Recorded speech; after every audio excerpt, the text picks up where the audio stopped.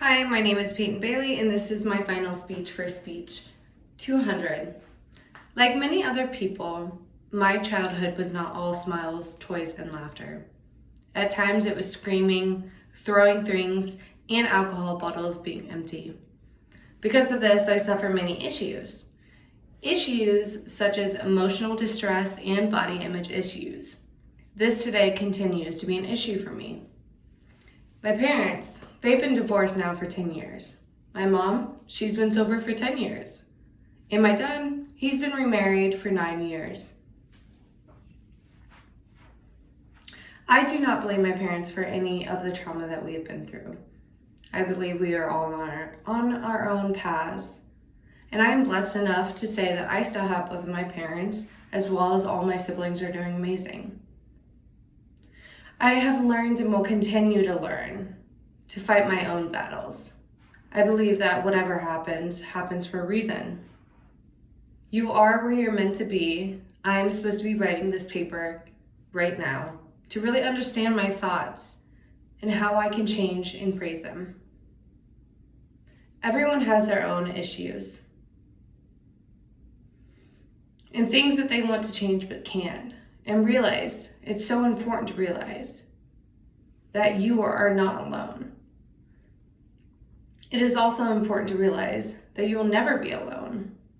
I know how cliche, but I am serious. Telling myself this was one of the most important things that I did to change my mental and physical health. I suffer from depression and an eating disorder. I have an extremely unhealthy relationship with food due to turning to food when I was depressed when I was younger and when looking for comfort. Then when I realized I was extremely overweight, I knew it was time for a change. And I was looking to keep my body alive and healthy. Then I would go into a room for 10 days or 7 days, 5 days, and not come out. That's when the depression comes in. I continued this cycle until I felt absolutely horrible about myself and about my body. And then I began to punish my body and overwork it. So, number one, I realized that I did this. And I do this. I realize the cycle that I'm in. First, it's so important to accept who you truly are as a human being. It's okay to have flaws. You're never going to be perfect. Secondly, find something to do that makes you happy. For me, that is yoga. Yoga does not only help me physically, but it helps me mentally.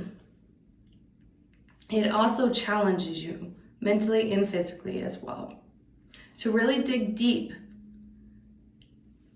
and make your body uncomfortable, but also trust in yourself that you will not fail takes a lot of mental strength. To trust in yourself that everything is going to be okay, this has really changed my outlook on life. One thing that I love is yoga promotes self-care. Your strength, endurance will improve, but most importantly, you'll gain confidence in yourself and recognize what is really important to you. I also started to journal my thoughts.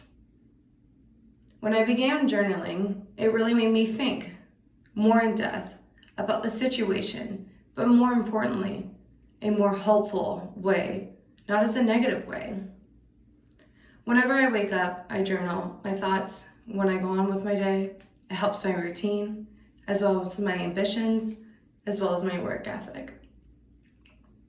Everyone is going on their own battles. Some may be worse than others, but we all feel the same pain. We all know the heartache. We all know what it feels like. So I hope the next time you hear a speech, you will give them all the most intention and make sure it's okay to be emotional. We are all battling our own thoughts.